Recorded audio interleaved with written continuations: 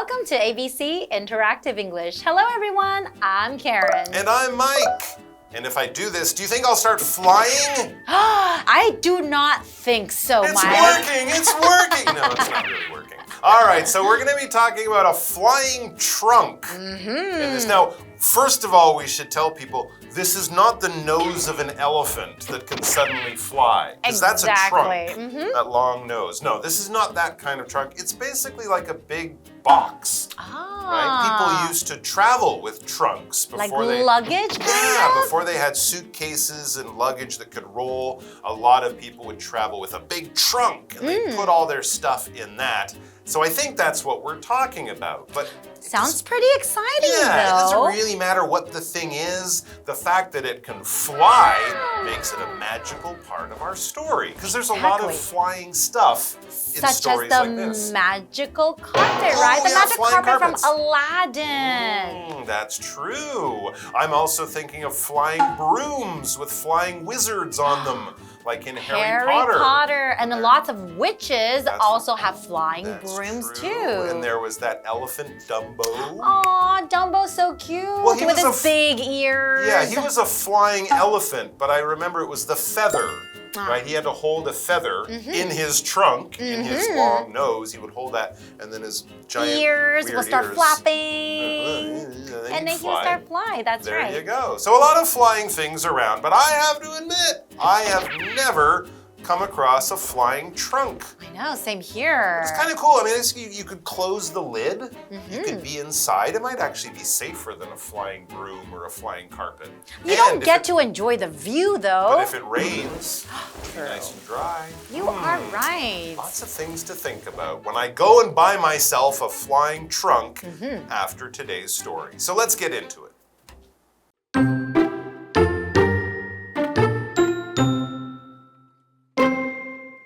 There was once a rich man's son. He got all his father's money when he died. However, the son wasn't good with money and lost it all. The son had nothing but his old dressing gown and slippers. Then a friend gave him an old trunk. It could fly. So the son got in it and flew to Turkey.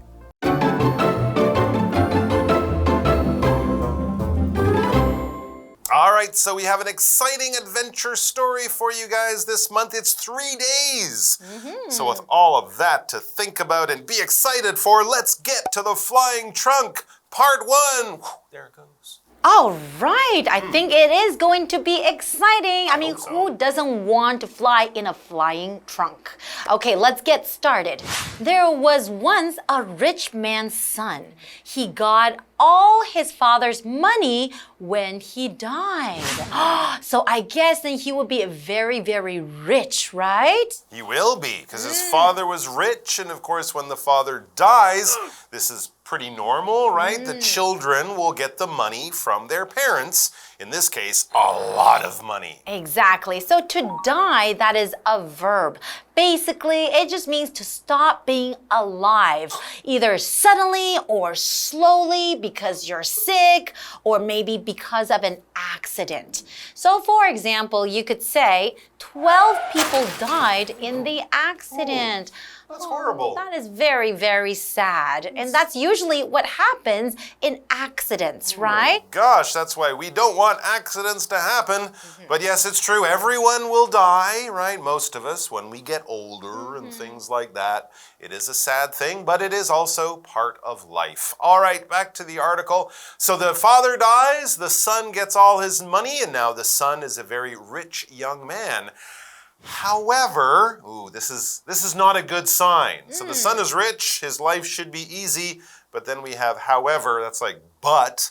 The son wasn't good with money and lost it all. Lost all the money? Oh my goodness. So when we say someone wasn't good with money, that means they don't manage their money very well. They waste their money. They spend it on silly things they don't need, or maybe they put it into a business and the business fails and the money just disappears.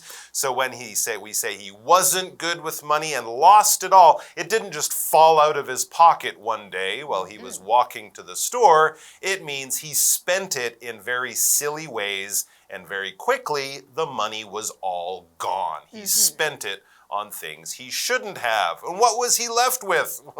Not much. The son had nothing but his old dressing gown and slippers. He didn't have pants? Well, I don't know. So what's a dressing gown? I mean, that's pretty much all he had left. All he had left. Well, a dressing gown is a fine piece of clothing. You wear it on your body. But of course, a dressing gown you would usually wear at home. That's right. Maybe in the evening before you go to bed, in the morning when you wake up, maybe after a shower. Most people would not go outside in their dressing gown. This is a relaxing piece of clothing you wear at home when you're not doing anything. It's usually quite long, like a coat. It might wrap around you and tie with a belt or some kind of, string or rope or something like that. But as I said, you might wear it after a shower or over your pajamas before bed at night. But it's not the kind of thing you would wear out to the store or to school or to work. It's relaxing at-home clothing, along with the slippers. At least, well, he's comfortable, right? He's in his dressing gown and also his slippers. So what's a slipper? Basically, it's like a light shoe of some soft material for wearing around the house, right? Or sometimes we also refer to slipper as something that's anything small, flat shoe that can be easily put on or taken off. But right here, we're talking about something that you can wear around the house. Yeah, right? That's exactly right. So for example, you could say, I like to wear my rabbit slippers in my home. And usually these slippers that you wear in your home, they could be very cute and sometimes very comfortable, right? Okay, I guess you don't agree with that. Did you have to kill the rabbits to make the slippers? No, That's just terrible. a rabbit design. Oh, it's got a little toy doll. Yes. You thought it was like a real rabbit? Well, when you say ballet slippers, they're slippers you wear for ballet. So I thought these were slippers made from a rabbit. But No, just something cute. And of course, that action of sliding your foot, we would say you slip your foot into the shoe. You don't have to tie it. That's where we get the name slipper. So he's got no money, but he does have a dressing gown and some slippers. So life is not totally bad, just mostly bad. That's right. Okay, well, let's go back to the story and find out what happens next. I hope he gets pants. Then a friend gave him an old trunk. Okay, not pants. But the friend gave him in an old trunk. Maybe. Pants. Yeah. Like you said, like the trunk we're talking about, it's like a box, but it's like a luggage, right? Things you can put things inside. It could fly. The trunk could fly. So the son got in it and flew to Turkey, the country turkey. Oh, not those turkeys. Okay, so that's very interesting. I'm not sure what's going on with this story, but his bad luck has turned to a bit of good luck. He got a free flying trunk, and if you had a big box, a big piece of luggage you could fly in, you might go somewhere, and he did. He flew in his flying trunk to the country of Turkey. That's right. Very, very interesting. To fly is to travel through the air like a bird. You could be flapping your wings like a bird or a bee or a butterfly or a bat. Why do they all start with the letter B? Interesting. Or you could also be using an airplane or a helicopter. As humans, we can't fly. I know that's a big shock, but it's true. Ask your science teacher. We can't fly except with an airplane ticket or a helicopter or a spaceship or a cape and your name is Superman. Then you can fly. But mostly it's animals and machines that can fly and big pieces of luggage like in our story. So we'll find out more about Turkey, flying trunks, and dressing gowns after the break.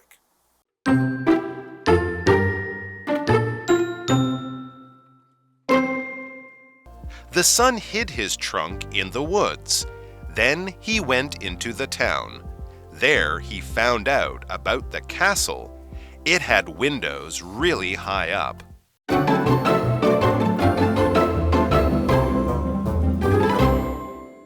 Welcome back, everyone. So before the break, we were looking at the story called The Flying Trunk.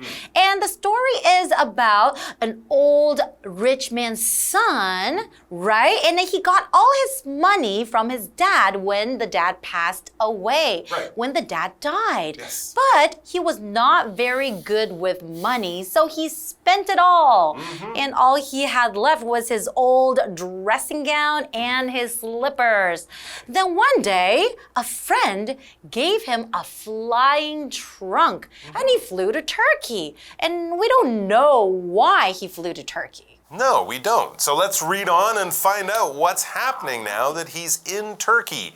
It says the son hid his trunk in the woods. That's a clever idea. I guess if you have a magic flying machine, you don't want other people to steal it when you're not there. So you put it somewhere people can't find it, or you hide it, in other words. Right. So to hide, that is a verb. So to put something or someone in a place where the person or thing cannot be seen or found, or to put yourself somewhere where you cannot be seen or found. A popular game with kids is called hide and seek. Oh, I love that game. Me too. So for example, you could say Tommy ran and hid behind his dad. Maybe Tommy felt a little bit shy. So hiding behind his dad made him feel a little more comfortable. I'm saying if he's playing hide and seek, that's a bad place to hide. That's Because right. the dad is probably looking and, oh, there, I found you. All right, so he hid the flying trunk in some woods, or in the woods. Woods, in either case, is an area on the Earth's surface with lots and lots of trees in one place. So you'll have a place you might create it by yourself. People might plant the trees in that area, or just nature might create a lot of trees in a certain area. And of course, in the woods, you won't get a lot of sunlight because the trees will block the sun, but woods are great places for animals to make homes. We can have birds in the top of the trees, other animals living in the trees or around or even under the trees. And if you ever want to go hiking or get away from all the noise of the city, get some fresh air, a nice walk in the woods can be a wonderful thing to do. So, and that's also a good place to hide things, I guess, because there's many trees and not a lot of people go into the woods. So that was a good idea, right? To not a hide bad the idea. flying trunk. As long as he remembers where he hid it in the woods. You are right. Okay, let's see what happens next. Then he went into the town. There he found out about the castle. It had windows really high up. Okay, so he found out about the castle. What does castle mean? A castle is a large building built with big, thick, tall walls, and it is used for fighting. It is a military building. That means it has to do with fighting, wars, and soldiers.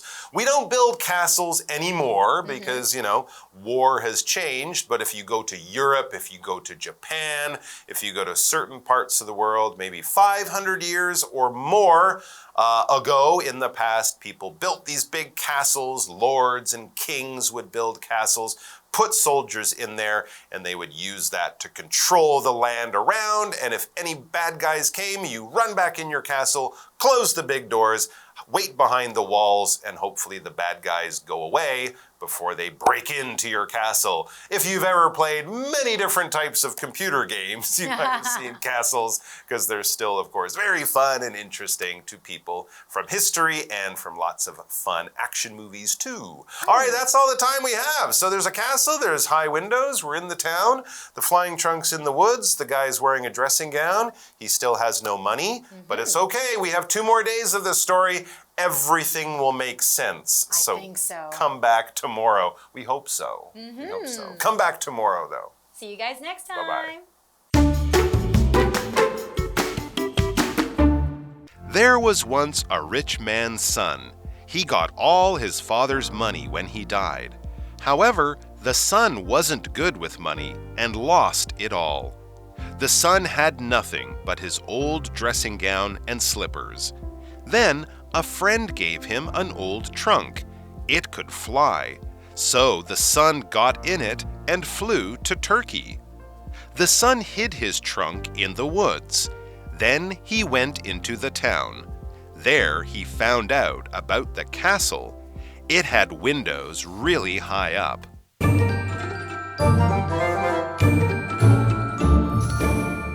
Hello, I'm Tina. 我们来看这一课的重点单字。第一个 die 动词死亡。Many people died during the war. 很多人在战争中死亡。下一个单字 fly 动词飞翔飞行。它的三态是 fly, flew, flown. The bird couldn't fly because it was sick. 那只鸟不会飞，因为它生病了。下一个单字 hide 动词把什么藏起来，它的三态是 hide, hid, hidden. Joe hid his money under his pillow. Joe 把他的钱藏在枕头底下。最后一个单字 castle 名词城堡。Jack lives in a big castle. Jack 住在一座很大的城堡里。接着我们来看重点文法。第一个 Somebody is good with something. 某人善用某事物。我们来看看这个例句。My brother isn't good with numbers. 我弟弟对于数字不在行。下一个文法 find out 发现得知，这是一个不可以分开的动词片语，它的后面可以加上 about 再接受词。find 的三态是 find, found, found。我们来看看这个例句。Mike found out about a new restaurant near his house. Mike 在他家附近发现了一间新餐厅。最后一个文法 high up 在高处的。High 在这里指的是高的 ，up 用来强调位置。我们来看看这个例句 ：The bird's nest is very high up. 这只鸟的鸟巢很高。以上就是这一课的重点单字跟文法，我们下一课再见，拜拜。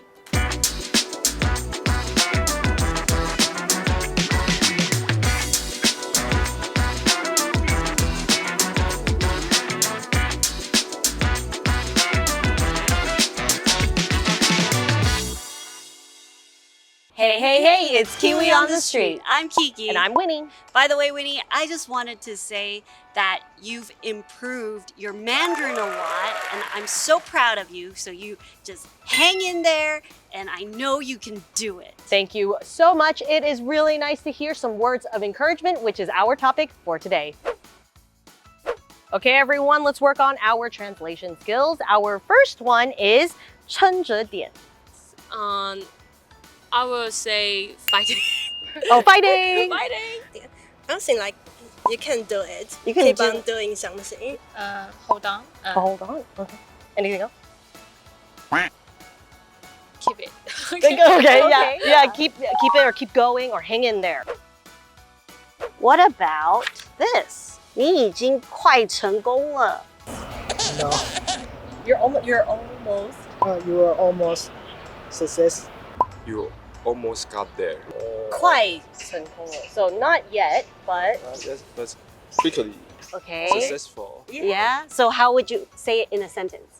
You are quickly successful. Okay, almost. Good job. You can say you are almost there, Oh, you are almost there. or you are almost finished. You are almost finished. Yeah, okay, what did we learn today? Today's translations, we learned all about encouraging people. And our first phrase is hang in there.